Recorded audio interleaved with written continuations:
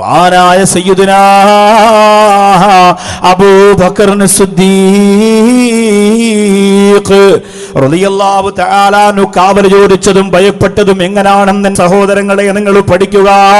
എന്റെ സഹോദരങ്ങളെ നിങ്ങൾ പഠിക്കുക.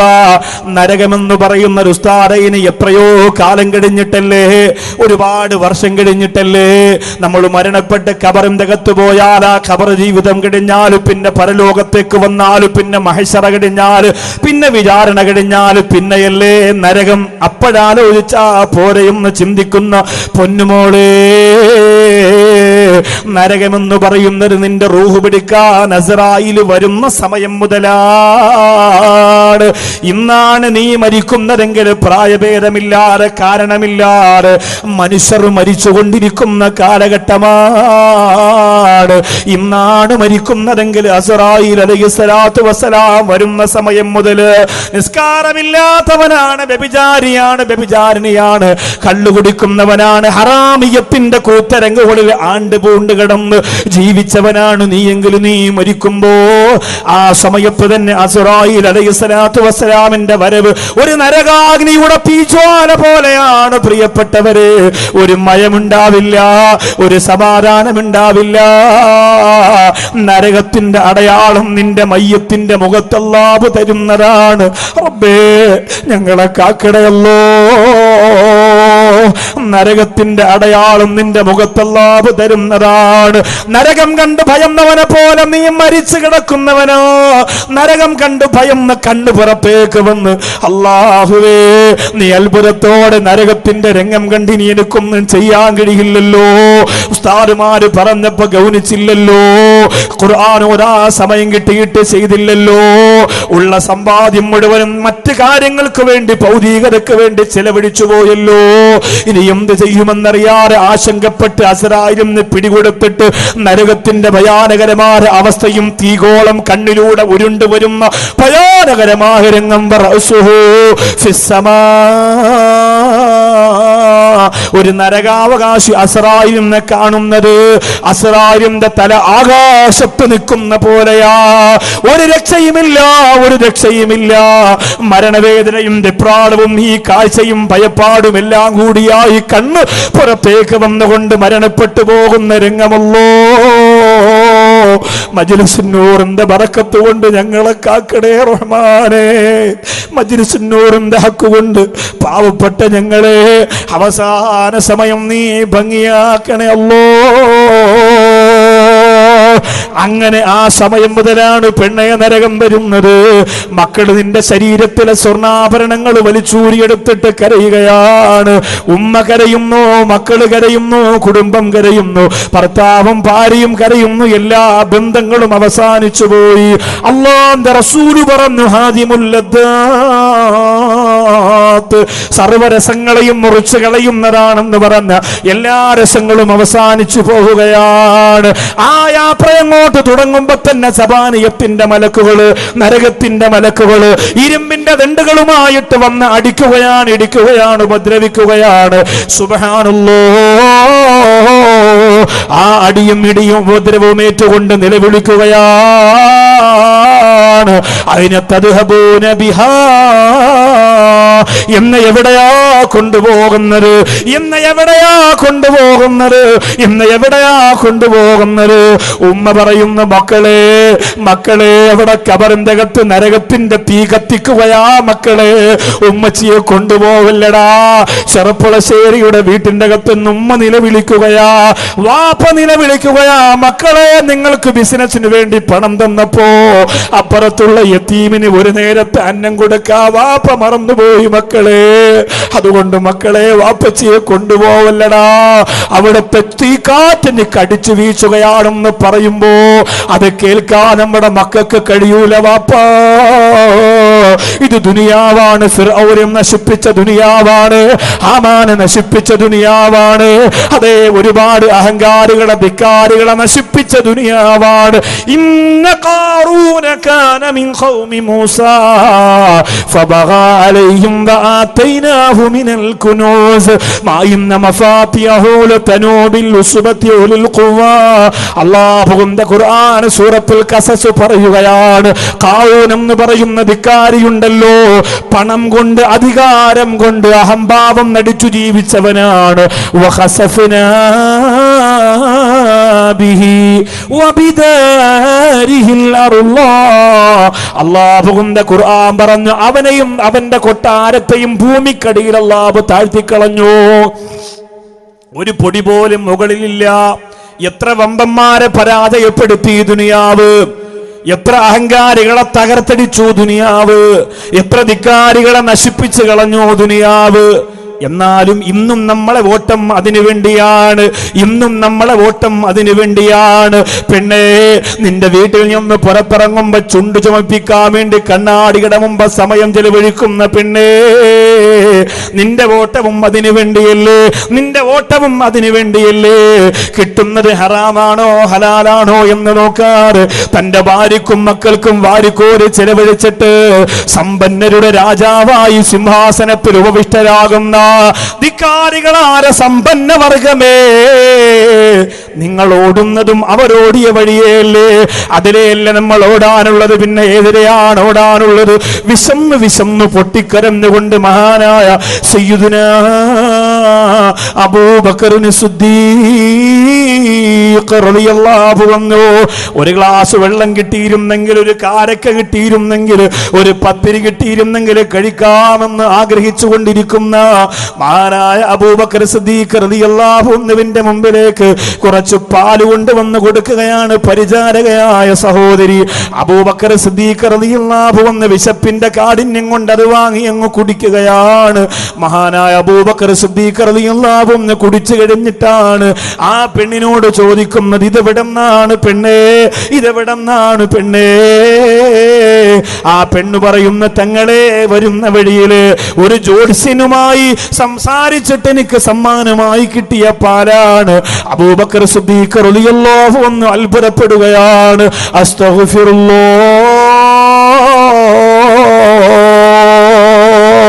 ഈ പാവപ്പെട്ട അബൂബക്കർ നരകത്തെ കഴിച്ചുപോയല്ലോ റബ്ബേ. അല്ലാഹുവേ, വലത്തെ കൈ തന്റെ തൊള്ളയിലേക്ക് കടത്തുകയാ, എന്നിട്ട് തന്റെ വയറ്റിനകത്തേക്ക് കുടിച്ചിറക്കിയ പാല് വിശപ്പ് സഹിക്കാനാകാതെ കുടിച്ചു പോയതാണ്.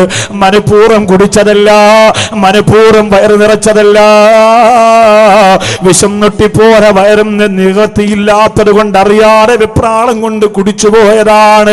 കൈവാക്കകത്തേക്ക് കടത്തിയിട്ട് പുറത്തേക്ക് പാല് ഛർദ്ദിച്ചു കളയുകയാണ്. രക്തം പുറത്തു വന്നു എന്ന് ചരിത്രം പറയുകയാ. കുടലിന്റെ അംശം പോലും പുറത്തു വന്നു എന്ന് ചരിത്രം പറയുകയാ.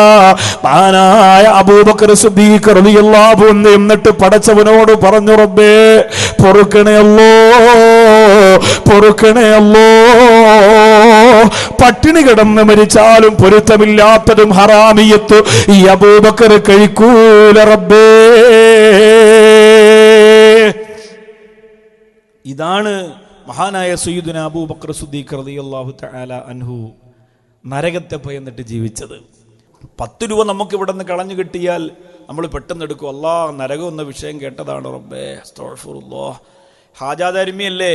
അതെ, അത് കഴിഞ്ഞു പോയപ്പോൾ ഒരു 10 രൂപ ഇവിടെ കിട്ടി. അതാരും 10 രൂപയല്ലേ, 10,000 വരുന്നെങ്കിൽ വാങ്ങിക്കാലോ, അത് പള്ളിക്കുട്ടിയിൽ അങ്ങനെ കിട്ടറേ ബിസ്മില്ലാ എന്ന് പറയും. അല്ലെങ്കിൽ കൊണ്ടുപോകാൻ മക്കളെ, നമുക്ക് ശംസുൽ ഉലമ അക്കാഡമിക്ക് ആരെങ്കിലും കൊണ്ടുപോകുന്നതായിരിക്കും എന്ന് പറയും. 50 രൂപയാണെങ്കിൽ നിങ്ങളുടെ വലിയ ഈമാനോട് വിളിക്കും. എന്നാൽ ഒരു 5,000 രൂപയാണ് കിടന്നതെങ്കിലോ? അപ്പം അതൊക്കെ എടുത്തിട്ട് പറയും വാക്കവിയുടെ ദുആ എന്ന് പറഞ്ഞാൽ അങ്ങനെ എല്ലാ ആളുകളും പറയണം. ദുആ ചെയ്ത് അപ്പം തന്നെ ഇജാബത്ത മജ്ലിസിലൊക്കെ ഇത്രയും ആളൊക്കെ വരണതല്ലേ, അതുകൊണ്ടാണ്. ഇന്നിപ്പോൾ ഞാൻ മനസ്സുകൊണ്ട് അല്ലാഹ് നാളെ എനിക്കൊന്ന് 2 ആവശ്യങ്ങളുണ്ട്, വട്ടാമ്പി നേർച്ചയൊക്കെ വരികയാണ്, ഒന്നുമില്ല, ആനപ്പുറത്ത് നിന്ന് കയറിയിരിക്കണുണ്ട്, ഫോട്ടോയൊക്കെ എടുക്കണം, ക്യാമറയ്ക്ക് പൈസയൊന്നുമില്ല, മജ്ലിസിലിരുന്ന് അങ്ങോട്ട് കരഞ്ഞങ്ങോട്ട് ദ്വാരുന്നതേ ഉള്ളൂ. റബ്ബേ അത് കഴിഞ്ഞപ്പോൾ കാണാം ഒരു പേഴ്സിനകത്ത് റബ്ബേ 5,000 രൂപ. മഞ്ഞൊക്കെ ആയതുകൊണ്ട് നനയാതിരിക്കാൻ വേണ്ടി അല്ല പേഴ്സിനകത്തിട്ടതെന്നാരാണ് റബ്ബേ നീ? കാരുണ്യം എന്ന് പറഞ്ഞാൽ എന്താ കാരുണ്യം? കാരണം എന്താ, ഇത് ഇച്ചിരി കൂടിയ നോട്ടായതുകൊണ്ട് അത് എടുക്കുന്നതിന് മനസ്സിൻ്റെ അകത്തൊരു ന്യായീകരണം നമ്മൾ അന്നേരം നമുക്ക് കബറും മരണവും പരലോകമൊന്നും വരില്ല. ആ സമയത്ത് അതൊന്നും വരൂല. അതാണ് ദുനിയാവിൻ്റെ ചതി. നമ്മൾ ആലോചിച്ച് നോക്കേ. ഇപ്പൊ നിങ്ങളെല്ലാവരും ഇപ്പൊ പറയും വ്യഭിചാരം എന്ന് പറഞ്ഞാൽ അങ്ങനെയാണ് ഇങ്ങനെയാണ്, വ്യഭിചാരം, ഓ പഠിച്ചവനെ അങ്ങനെ പോരുത്, അവൻ അങ്ങനെ പോയത് മോശം, അവൻ ഇങ്ങനെ പോയത് മോശം എന്നൊക്കെ നമ്മൾ പറയും അല്ലേ. പക്ഷേ ആരും അറിയാത്ത രീതിയിൽ നിങ്ങൾക്കാണ് ഒരു ചാൻസ് കിട്ടിയതെങ്കിലോ ഇപ്പൊ ചെറുപ്പക്കാർ ചെയ്യുന്നതിനേക്കാളും നിങ്ങൾ വലിച്ചു കയറി ചെവറിലൊട്ടിക്കും ആ പെണ്ണിനെ. ഡയലോഗ് അടിക്കാൻ വലിയ ഉത്സാഹമാണ്. ചാൻസ് കിട്ടാത്തത് കൊണ്ടല്ലേ നിങ്ങളിൽ പലരും വ്യഭിചരിക്കാത്തത്. ഞങ്ങൾ കള്ളു കുടിക്കൂല എന്ന് പറയുന്നത് എന്തുകൊണ്ടാണ്? കള്ളിൻ്റെ രുചി നമുക്കറിയില്ല, കള്ളിൻ്റെ അപകടം നമുക്കറിയില്ല, ഒന്നും നമുക്കറിയാൻ അനുഭവിച്ചിട്ടില്ല. കള്ളിങ്ങനെ കുടിച്ചു സുഖിച്ച് രസിച്ചു വരുമ്പോൾ നിങ്ങൾ പറയും ഇതാണ് ഈ മൊയിലാർ, ഇതൊക്കെ ഹറാമാണെന്ന് പറഞ്ഞ റബ്ബ് എന്ത് രസാ, അതുകൊണ്ട് കുടിക്കുമ്പോൾ എന്തൊരു സുഖാ എന്നിട്ട് അതിലേക്ക് അങ്ങ് പോവാണ്. ചാൻസ് കിട്ടുന്നില്ല. 2 വർഷം കൊണ്ട് ഗൾഫിൽ പോയി നിന്നിട്ട് ചെറുപ്പുളശ്ശേരിയിൽ ആരെങ്കിലും ഒരാൾ വലിയൊരു കൊട്ടാരം വെക്കുമ്പോ സഹോദരിമാര് മുഴുവനും അടക്കം പറയും, നീ അറിഞ്ഞു ആരുപാടെ മോൻ ഏതോ അറബിയെ കൊണ്ടുവന്ന്, ഏതോ അറബി കഴുത്തിങ്ങനെ കൊണ്ടാക്കിയിട്ടുള്ളതെല്ലാം കൊണ്ടുവന്ന് നാട്ടിൽ ചെറുപ്പുളശ്ശേരി വലിയ കൊട്ടാരം വെച്ചു. എന്നിട്ട് വീട്ടിന് പേരെന്തെന്നറിയോ? ദാറുൽ ജിദ്ദ. അവിടെ നിന്നല്ലേ കൊണ്ടുവന്നത്, അങ്ങനെ ആവട്ടെ, അങ്ങനെ പേരിട്ടു കള്ളൻ. ഈ പറയുന്നവരുണ്ടല്ലോ, ഇവൻ പോയ 2 വർഷം അവിടെ പോയി നിൽക്കും. ഇവന് ചാൻസ് ഇല്ലാത്തത് കൊണ്ടാണ് മോഷ്ടിക്കാത്തത്. ഇവൻ 2 വർഷം കൊണ്ടാണ് ഇത്രയും മോഷ്ടിച്ചതെങ്കിൽ ഈ വീമ്പിളക്കുന്നവൻ 1 മാസം പോയി നിന്നാൽ മതി. അറബിയുടെ കുടുംബത്തെയും അടിവസ്ത്രം ഉൾപ്പെടെ കൊണ്ടുവന്ന് ഇവിടെ കച്ചവടം നടത്തുവൻ. എന്തുകൊണ്ടാ? ഇവന് ചാൻസ് കിട്ടണില്ല. പക്ഷെ മറ്റുള്ളവരെ നോക്കിയിട്ട് നരകമാണ്, പരലോകമാണ്, കവറാണെന്നൊക്കെ പറയാൻ നല്ല സുഖ. നമ്മളിലേക്കൊന്ന് നോക്കുക, നമ്മളൊന്ന് ചിന്തിച്ചു നോക്കുക. നമ്മൾ എത്ര വൃത്തികേടാണ് പടച്ചവനോട് ചെയ്തുകൊണ്ടിരിക്കുന്നത്, എത്ര കാപട്യമാണ് നമ്മൾ കാണിച്ചു കൊണ്ടിരിക്കുന്നത് ഇല്ലേ? ഓരോ സെക്കൻഡിലും നമ്മൾ വാക്കുകൾ കൊണ്ട്, നോട്ടം കൊണ്ട്, കാതുകൾ കൊണ്ട്, ചിന്തകൾ കൊണ്ട് അള്ളാഹുവിനെ പറഞ്ഞു പറ്റിക്കല്ലേ? ആ പേടി നമുക്കുണ്ടോ?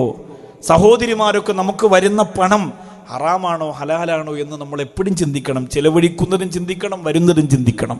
അള്ളാഹു ഖൈർ തരട്ടെ, അള്ളാഹു ബറക്കത്ത് തരട്ടെ. നമ്മുടെ സമ്പത്തിൻ്റെ ഒരു ചെറിയ സംശുദ്ധീകരണത്തിന് വേണ്ടി ഇതാ ഇന്നിപ്പോൾ ഹാജാദാരിമി ബക്കറ്റ് അങ്ങോട്ട് കൊണ്ടുവരികയാണ് ഒരു ബറക്കത്തിന്. എല്ലാവരും ഇട്ടുകൊടുക്കുക. കാര്യം ഒറ്റ ദിവസത്തെ വാതല്ലേ ഇവിടെ ഉള്ളൂ, ഒരേ ഒരു ദിവസത്തെ വാതല്ലേ ഉള്ളൂ. ആ ഒറ്റ ദിവസത്തെ വാത് കൊണ്ട് ഒരു വലിയ പിരിവൊന്നും ഇവർ ആഗ്രഹിക്കുന്നില്ല. പക്ഷേ ഇതൊരു സമർപ്പണമാണ്, ഇതൊരു പ്രഖ്യാപനമാണ്. ആ കൂപ്പൺ അതിൻ്റെ കൂടെ കൊടുത്തോളി, അവർ വാങ്ങിച്ച് വെച്ചിരിക്കട്ടെ. ഞാൻ പറയുമ്പോൾ അവരെ കൊണ്ട് പറ്റുന്ന രീതിയിൽ ഇൻഷാ അല്ലാഹ് അവർ എഴുതി തയ്യാറാക്കി വെക്കും. ബക്കറ്റ് വർഷം വരുമ്പോൾ ഒരാൾ കൂപ്പണോടെ കൊണ്ടുപോയിക്കോളി. അള്ളാഹു ഖൈർ ചെയ്യട്ടെ, അള്ളാഹു ബറക്കത്ത് ചെയ്യട്ടെ. എല്ലാവരും നല്ല മനസ്സോടെ സഹകരിക്കണം. നമുക്കെല്ലാം വേണം. ഞാനിന്ന് പൊട്ടച്ചിറ അൻവരി അറബി കോളേജിൽ ഇപ്പോൾ സിയാറത്തിനിറങ്ങി ബീവിമാടെ ഖബറിൻ്റെ ചാരത്ത് പോയി ഫാത്തി ഓതി കണ്ണീരോടെ ദ്വാരം നെട്ടാ വന്നത്. കാരണം അത് കഴിഞ്ഞിങ്ങോട്ട് ഇറങ്ങി വരുമ്പോൾ ആ 2 നില ഹിഫ്ളുൽ ഖുർആൻ കോളേജിൽ ആ മക്കളിരുന്ന് ഖുർആൻ ഓതുകയും ജനാലയിലൂടെ ഞാൻ വന്നിട്ട് നോക്കാൻ വേണ്ടി ഇങ്ങനെ നിറഞ്ഞു നിൽക്കുകയും ചെയ്യുമ്പോൾ അള്ളാഹുവേ, നിങ്ങളൊക്കെ കൊടുത്ത പൈസ ഇല്ലേ അത്? നമ്മളൊക്കെ വീട്ടിൽ കളിയും ചിരിയും നടത്തുമ്പോൾ അവർ ആ 2 നില കൊട്ടാരത്തിനകത്തിരുന്ന് ഖുർആൻ പഠിക്കുകയാണ്. നമ്മൾ വർഷത്തിൽ ഒരു പ്രാവശ്യം അവിടെ ഒന്ന് ബക്കറ്റ് ഇട്ട് കൊടുക്കുന്ന 1000 രൂപ കൊണ്ട്, അല്ലെങ്കിൽ 2000 രൂപ കൊണ്ട്, അല്ലെങ്കിൽ 6666 കൊണ്ട് അവിടെ ഒരു വലിയ സൗദം വന്നു കഴിഞ്ഞു അല്ലേ? ഞാനിന്ന് ആരെയും വിളിച്ചു പറയാതെ, സാധാരണ വരുമ്പോൾ മുഹമ്മദ് അൻവരിയോ അവിടുത്തെ ഉസ്താദോ ആരെങ്കിലുമൊക്കെ അറിയും. ഇന്നാരും അറിഞ്ഞില്ല. ജസ്റ്റ് ഒന്ന് പോയി സിയാറത്തിന് ചെന്നപ്പോൾ നല്ല വൃത്തിയോടെ അവിടെ ആ ഹിഫ്ളിൻ്റെ മക്കളൊക്കെ ഇരുന്ന് ഇങ്ങനെ ഖുർആൻ ഓതുന്നു. അവരിഷ്ടംപോലെ മക്കളുണ്ടല്ലോ, അവരിനി ഒന്നും ഓതണ്ട, അതിനകത്ത് ഭക്ഷണം കഴിച്ച് കിടന്ന് ആ പള്ളിയിലൊന്ന് നിസ്കരിച്ചാൽ മതിയല്ലോ. അതിൻ്റെ കൂലി നമുക്ക് എവിടെയോ ഉള്ള മക്കളല്ലേ, ചെറിയ കുട്ടികളല്ലേ, അവർ ഖുർആൻ മുഴുവനും മനഃപ്പാടമാക്കുമ്പോൾ അതിൻ്റെ ഒരു പ്രതിഫലം എവിടെന്നോ വാതേക്കാൻ വന്നിട്ട് നിങ്ങളിട്ട് കൊടുത്ത പൈസ കൊണ്ട് നിങ്ങൾക്ക് കിട്ടുമെങ്കിൽ പിന്നെ എന്തിനു നമ്മൾ മടി വിചാരിക്കണം? നമുക്ക് അള്ളാഹു തരുന്നു, അതിൻ്റെ ഒരു വിധം തിരിച്ച് നമ്മൾ അള്ളാഹ്ക്കാ കൊടുക്കുന്നത്. ദാരിമിക്കോ എനിക്കോ അല്ല, അള്ളാഹുവിനാണ്. ബിസ്മില്ലാഹിർ റഹ്മാനിർ റഹീം. ഇങ്ങോട്ടുണ്ട്, നിങ്ങൾ ഇങ്ങോട്ട് കൊണ്ടുവരും. 2 വീലറിൽ നിന്ന് വീണതിന് ശേഷം ഇച്ചിരി വശക്കേടുണ്ട്, കൊണ്ടുവരും. ബിസ്മില്ലാഹിർ റഹ്മാൻ. അള്ളാഹു ദീർഘായുസ്സും ആരോഗ്യാഫിയത്ത് കൊടുക്കട്ടെ. ബിസ്മില്ലാഹിർ റഹ്മാനിർ റഹീം. അല്ലാഹുമ്മ സ്വല്ലി അലാ മുഹമ്മദ്, അല്ലാഹുമ്മ സ്വല്ലി അലൈഹി വസല്ലം. അല്ലാഹുവേ, ഈ പ്രിയപ്പെട്ട ഉസ്താദുമാർ, മുതഅല്ലിമീങ്ങൾ, യുവാക്കൾ കൊണ്ടുവരുന്ന ഈ ബക്കറ്റിലേക്ക് ഇട്ട് കൊടുക്കുന്ന സ്വതക്ക കൊണ്ടിലൊക്കെ നീ സ്വീകരിക്കണേ റഹ്മാനേ. അല്ലാഹുവേ, നീ ഖൈർ കൊടുക്കണേ അല്ലാ, ബറക്കത്ത് കൊടുക്കണേ അല്ലാ, അഭിവൃദ്ധി കൊടുക്കണേ അല്ലാ, ഐശ്വര്യം കൊടുക്കണേ തമ്പുരാനെ. ഈ പ്രിയപ്പെട്ട സഹോദരങ്ങൾക്ക് ശംസുൽ ഉലമയുടെ പൊരുത്തം കൊടുക്കണേ അല്ലാ. ആ മഹാന്റെ പേരിട്ടുകൊണ്ട് കേരളത്തിൽ എത്ര സ്ഥാപനങ്ങളാണല്ലോ, എത്ര യത്തീംഖാനകൾ, എത്ര അറബി കോളേജുകൾ, എത്ര വിമൻസ് കോളേജുകൾ. അല്ലാഹുവേ നീ ഖൈർ കൊടുക്കണേ അല്ലാഹ്. എൻ്റെ പ്രിയപ്പെട്ട സഹോദരങ്ങൾ 100, 200, 1000, 2000 ഒക്കെ ആയിട്ട് കൊടുക്കുന്ന ഈ സ്വതക്കക്ക് പകരം അല്ലാഹുവേ ഇവിടെ പഠിക്കുന്ന പെൺമക്കൾ വഴിതെറ്റാതെ വഴിപിഴക്കാതെ 2 റക്അത്ത് നമസ്കരിച്ചാൽ അല്ലാഹുവേ അതിൻ്റെ കൂലി നീ കൊടുക്കണം തമ്പുരാനെ, നീ കൊടുക്കണം റഹ്മാനെ, നീ കൊടുക്കണം പടച്ചവനെ. സല്ലല്ലാഹു നബി മുഹമ്മദിൻ. ബക്കറ്റ് വരും, അതിന് മുമ്പ് ഒരു സ്ലിപ്പും വരും, അത് വാങ്ങി കൈ വെച്ചിരുന്നാൽ മതി സ്ലിപ്പ്. അജാദാമി ബക്കറ്റ് കളക്ഷൻ ഇങ്ങനെ പോരാ, ഒന്ന് ഉഷാറാക്കണം. ആ പുറകിലൊക്കെ തുടങ്ങിക്കോളി, ഇവിടെ നിന്ന് തന്നെ പുറകു വരെ എത്താൻ നിൽക്കേണ്ട. 3-4 മുത്താലിങ്ങൾ അവിടെ നിന്ന് തുടങ്ങിക്കോളി. മക്കളെ നല്ല ഉഷാറായിട്ട് വേഗാവട്ടെ. വേഗമാ നിൽക്കുന്ന ഭാഗത്ത്, സ്ത്രീകളുടെ ഭാഗത്തൊക്കെ ഹെലികോപ്റ്ററിൽ കൊണ്ടുപോയി കൊടുക്കേണ്ടി വരും. ഏറ്റവും മുകളിലാണ് ആ ഭാഗത്ത് നമ്മുടെ പ്രിയപ്പെട്ട സഹോദരിമാരുണ്ടെങ്കിൽ, വനിതാ വോളണ്ടിയേഴ്സ് ഉണ്ടെങ്കിൽ ഇവിടെയും അവിടെയൊക്കെ വളരെ സന്തോഷത്തോടു കൂടി ആ ബക്കറ്റ് രക്ഷ വേഗം നടക്കണം. അള്ളാഹു അനുഗ്രഹിക്കട്ടെ, അള്ളാഹു കബൂൽ ചെയ്യട്ടെ. ആളുണ്ടല്ലോ, ഇൻഷാ അല്ലാഹ് അത് ഭംഗിയായിട്ട് നടത്തുമെന്ന് ഞാൻ വിശ്വസിച്ചുകൊണ്ടാണ് എൻ്റെ വിഷയത്തിലേക്ക് വരുന്നത്. നിങ്ങൾ കാര്യമായി സ്വതക്ക ഇട്ട് കൊടുക്കും എന്ന വിശ്വാസവും എനിക്കുണ്ട്. മഹാനായ സയ്യിദുനാ അബൂബക്കർ സിദ്ദീഖ് റളിയല്ലാഹു അൻഹു എത്രമാത്രമാണ് പ്രിയപ്പെട്ടവരെ ഭയപ്പെട്ടിരുന്നതെന്നറിയോ? എന്തുമാത്രമാണ് ഭയപ്പെട്ടിരുന്നതെന്നറിയോ? ജീവിതത്തിന്റെ ഒരു തുള്ളി വെള്ളം കുടിക്കുന്നത് പോലും അബൂബക്കർ സിദ്ദീഖ് റളിയല്ലാഹു അൻഹു പേടിച്ചിരുന്നു. അല്ലാഹുവേ കല്ലുകൾ കഴുകി വാക്യകത്തിട്ട് കൊണ്ട് നടക്കുമായിരുന്നു അബൂബക്കർ സിദ്ദീഖ് റളിയല്ലാഹു അൻഹു. എന്തിനെന്നറിയോ? ഒന്ന് സംസാരിക്കുമ്പോൾ ഇന്നൽ ഗീബത അശദ്ദു മിനസ് സിനാ, വ്യഭിചാരത്തെക്കാളും ശക്തമാണ് ഗീബത്തെന്ന് മുത്ത് റസൂൽ പഠിപ്പിച്ചെങ്കിൽ തന്റെ നാവ് കൊണ്ടറിയാതെ റബ്ബിന് ഇഷ്ടമില്ലാത്തത് വന്നു പോയാലോ എന്ന് പേടിച്ചിട്ട് കല്ലുകൾ കഴുകി വാക്യകത്തിട്ടുകൊണ്ട് അബൂബക്കർ സിദ്ദീഖ് റളിയല്ലാഹു അൻഹു നടക്കുമായിരുന്നു. എപ്പോഴും പേടിയാണ്, എപ്പോഴും ഭയമാണ്. ഒരിക്കൽ അബൂബക്കർ സിദ്ദീഖ് റളിയല്ലാഹു അൻഹുവിന്റെ ഭാര്യ പറഞ്ഞു, പ്രിയപ്പെട്ടവരെ എനിക്ക് ഹലുവ കഴിക്കണം എന്ന് ആഗ്രഹമുണ്ട്, അതുകൊണ്ട് അവിടെ നിന്ന് എനിക്കത് വാങ്ങിത്തരണം അബൂബക്കർ സിദ്ദീഖ്. അബൂബക്കർ സിദ്ദീഖ് റളിയല്ലാഹു അൻഹുവിന് വിഷമമായി. തന്റെ പ്രിയപ്പെട്ട ഭാര്യ ആവശ്യപ്പെട്ട ഭക്ഷണം വാങ്ങിക്കൊടുക്കാനുള്ള സാമ്പത്തിക സ്ഥിതി മഹാനായ അബൂബക്കർ സിദ്ദീഖ് റളിയല്ലാഹു അൻഹുവിനുണ്ടായിരുന്നില്ല. ഇസ്ലാമിലേക്ക് കടന്നു വരുമ്പോ 50,000 സ്വർണ്ണ നാണയം ഉണ്ടായിരുന്നു അബൂബക്കർ സിദ്ദീഖ് റളിയല്ലാഹു അൻഹുവിന്റെ കയ്യിൽ. പക്ഷേ അവസാനം അല്ലാഹുവിന്റെ ദീനിനു വേണ്ടി കൊടുത്ത് എല്ലാം അവസാനിച്ചു പോയി. അബൂബക്കർ സിദ്ദീഖ് റളിയല്ലാഹു അൻഹു നബി തങ്ങളോട് പറഞ്ഞു, നബിയേ ഇനി എനിക്ക് എന്റെ കുടുംബത്തിനുള്ളത് അല്ലാഹു വറസൂലുഹു, അല്ലാഹും റസൂലും മാത്രമാണ്, വേറെ ആരുമില്ല നബിയേ. അബൂബക്കർ സിദ്ദീഖ് റളിയല്ലാഹു അൻഹുവിന്റെ ഭാര്യയോട് അബൂബക്കർ സിദ്ദീഖ് റളിയല്ലാഹു അൻഹു പറഞ്ഞു, നിനക്ക് ദുനിയാവിലെ അലുവ വേണോ ആഖിറത്തിലെ അലുവ വേണോ എന്ന് ചോദിച്ചു. സാധാരണ ചില മിടുക്കന്മാരായ മൗലിയാക്കന്മാർ ഭാര്യയിൽ നിന്ന് രക്ഷപ്പെടാൻ വേണ്ടി ചോദിക്കുന്ന ചോദ്യമാണ്. എനിക്കൊരു നല്ലൊരു സ്വർണ്ണം വള ഖദീജ അവളിട്ടിരിക്കുന്നു, അല്ലെങ്കിൽ അപ്പുറത്ത് ജുനൈദ ഇട്ടിരിക്കുന്ന വള കണ്ടിട്ട് കൊതിയാവാണിക്ക, ഒരെണ്ണം എനിക്ക് വാങ്ങിത്തരാൻ പറയുമ്പോൾ നിനക്ക് ദുനിയാവിലെ വള വേണോ ആഖിറത്തിലെ വള വേണോ, സ്വർഗത്തിലെ വള പോരെ മുത്തേന്ന് ചോദിക്കുമ്പോൾ എന്നാ അങ്ങനെ മതി എന്ന് ചില ഭാര്യമാർ പറയും, ചില ഭർത്താക്കന്മാരോട്. അത്ര അറിയാത്ത ഭാര്യമാരാണ്, നല്ല അറിവും ബോധമൊക്കെ ഉള്ള ഭാര്യമാരാണെങ്കിൽ, എൻ്റെ ഭാര്യമാരെ പോലുള്ളവരോടാണെങ്കിൽ അത് നടക്കൂല, അവർ തിരിച്ചു പറയും ആഖിറത്തിൽ നമ്മൾ നോക്കിയോളാന്ന് പറയും. അപ്പോൾ അബൂബക്കർ സിദ്ദീഖ് റളിയല്ലാഹു അൻഹു അങ്ങനെ ചോദിച്ചപ്പോൾ അദ്ദേഹത്തിന്റെ പ്രിയപ്പെട്ട ഭാര്യ തിരിച്ചു പറഞ്ഞത് സ്വർഗത്തിലെ അലുവ അത് അന്നേരത്തെ അല്ലേ, ഇപ്പൊ എനിക്ക് ദുനിയാവിലത് കഴിക്കാനാണ് കൊതി, അത് വേണമെന്ന് പറഞ്ഞു. എന്ത് ചെയ്യും? മഹാനായ അബൂബക്കർ സിദ്ദീഖ് റളിയല്ലാഹു തആല അൻഹു മഹദിയോട് പറഞ്ഞു, ഇപ്പൊ തൽക്കാലം അത് വാങ്ങിത്തരുന്നതിനുള്ള സാമ്പത്തിക സ്ഥിതി ഞങ്ങളുടെ കയ്യിലില്ല. ഹൽവ എന്ന വാക്ക് തന്നെ അറബിയിൽ നിന്ന് വന്നതാണ്. ഹൽവ എന്നല്ല നമ്മളൊന്ന് പറയാ, ഹൽവ എന്ന് പറഞ്ഞാൽ അറബിയിൽ മധുരമുള്ളത് എന്നാണ്. അത് അങ്ങനെയാണ്, അറബിയിൽ നിന്നാണ് ഇങ്ങോട്ട് സർവ്വ വാക്കുകളും വന്നത് അറബിയിൽ നിന്നാണ്. ഒരുപാട് വാക്കുകൾ ഇംഗ്ലീഷ് പഠിച്ചാലും മലയാളം പഠിച്ചാലും ഒക്കെ ധാരാളം വാക്കുകൾ അറബിയിൽ നിന്ന് വന്നതായിട്ട് നമുക്ക് മനസ്സിലാക്കാൻ പറ്റും. ഇപ്പോൾ നമ്മുടെ അൽബിർ സമസ്തയുടെ അൽബിർ സ്കൂളിലൊക്കെ പഠിക്കുന്ന കുഞ്ഞുമക്കൾക്ക് അറബി വാക്കുകൾ സർവ്വതും അവർക്കറിയാം. നല്ല എത്ര അത്ഭുതകരമായിട്ടാണ് ആ കുഞ്ഞുമക്കൾ സംസാരിക്കുകയും ആ ഖുർആനെ കുറിച്ച് പറഞ്ഞു തരികയും ബാത്റൂമിൽ കയറുമ്പോൾ പറയാനുള്ളത്, ഭക്ഷണം കഴിക്കുമ്പോൾ ഇതൊക്കെ പറയുന്നത് കേൾക്കുമ്പോൾ രോമാഞ്ചം ഉണ്ടായി പോവാൻ. നമ്മുടെ സഹോദരിമാർക്ക് അങ്ങനെ പ്രത്യേകിച്ച് സ്പെഷ്യലായിട്ട് ആഗ്രഹമൊന്നുമില്ല. എല്ലാവർക്കും പത്തിരിയോട് പത്തിരി, എവിടെ പോയാലും പത്തിരി. എന്ത് ചെയ്താലും പത്തിരി, മരിച്ചാലും പത്തിരി, കല്യാണം നടത്തിയാലും പത്തിരി, മൊയിലാരിക്ക് വന്നാലും പത്തിരി, മുത്തലിങ്ങൾ വന്നാലും പത്തിരി. ഞാനത് കഴിച്ച് വെച്ചുമ്പോൾ ദയവ് ചെയ്ത് ഇനി മേലെ എനിക്ക് പത്തിരി ഉണ്ടാക്കി തരില്ല. ഹദീസിൽ തന്നെ ഉണ്ട് പത്തിരിക്ക് പ്രധാനമുണ്ട്. ഞാൻ ആയിഷ ബീവി റളിയല്ലാഹുവിന്റെ ചരിത്രം, ഇപ്പോൾ നാളെ ഷൊർണൂർ പറയണത് ആയിഷ റളിയല്ലാഹുവിന്റെ ചരിത്രമാണ്. അത് പറയുമ്പോൾ ആയിഷ ബീവി റളിയല്ലാഹുവിന്റെ സ്ഥാനം ഭക്ഷണങ്ങൾക്ക് പത്തിരിയുടെ സ്ഥാനം പോലെയാണ് നിങ്ങൾക്കിടയിൽ ഞാൻ ആയിഷക്ക് കൊടുക്കുന്ന സ്ഥാനമെന്ന് നബി തങ്ങൾ പറഞ്ഞിട്ടുണ്ട്. അപ്പോഴെനിക്ക് മനസ്സിലായത് ഈ മലബാറിൻ്റെ തീരത്ത് പത്തിരിക്ക് ഇത്ര വില വരാനുള്ള കാരണം, ഇത്രയും പദവി അതിന് വരാനുള്ള കാരണം എന്താണെന്ന് മനസ്സിലായത്. തെക്കൻ കേരളത്തിൽ അത് കുറവായിരുന്നു, ഇപ്പോൾ അവിടെയും തുടങ്ങിയിട്ടുണ്ട്. ഇപ്പോൾ അവിടെയും ധാരാളമായി പത്തിരി, എവിടെ ചെന്നാലും പത്തിരിയാ. എൻ്റെ പ്രിയപ്പെട്ട ഭാര്യ നല്ലതുപോലെ ദോശയും സാമ്പാർ ഉണ്ടാക്കുന്നവളായിരുന്നു. ഒരു ദിവസം ഞാൻ ചെന്നപ്പോൾ പറഞ്ഞു, നിങ്ങൾക്ക് പരാതിയില്ല, നിങ്ങൾ പ്രസംഗത്തിലൊക്കെ പറഞ്ഞ് എൻ്റെ ദോശയും സാമ്പാറിനെ നിങ്ങൾ നശിപ്പിച്ചു, അതുകൊണ്ട് ഇന്ന് നിങ്ങൾ കുറ്റം പറയില്ല, നല്ല വെറൈറ്റി സാധനമാണ് ഉണ്ടാക്കിയിരിക്കണം. നിങ്ങളുടെ മലബാറും തലശ്ശേരിക്ക് തോക്കും. ഉണ്ടാക്കി വെച്ച പാത്രം കൂടെ അടപ്പം കൂടെ തുറന്നപ്പോൾ ഉണ്ടല്ലോ പത്തിരി ഉണ്ടാക്കുക ചെയ്യുക. നമ്മളിത് കഴിച്ച് എവിടെ പോയാലും ഇതെല്ലാം കഴിക്കുക. ഇന്നിപ്പോൾ ഇവിടുത്തെ മുഹമ്മദ് അലി സാഹിബിൻ്റെ വീട്ടിൽ ചെന്നപ്പോൾ അവിടെ ഉണ്ടായിരുന്നു പത്തിരി. എല്ലാ സ്ഥലത്തും പത്തിരിയാണ്. ഞാനങ്ങനെ രാത്രി ഭക്ഷണമൊന്നും അങ്ങനെ ഒരുപാട് കഴിക്കലില്ല, അതുകൊണ്ട് ഇങ്ങനെ കണ്ട് ഒന്ന് വരലൊക്കെ ഉള്ളൂ. ചെറിയ എന്തെങ്കിലുമൊക്കെ പോകുന്ന ദുആക്കെ ചെയ്ത് വരും. ഇനി അത് കഴിക്കാൻ പോയില്ലെങ്കിൽ ഒരു നാട്ടിലൊരു ഭക്ഷണം ഉണ്ടാവേണ്ടെന്ന് കരുതി പോണതാണ്.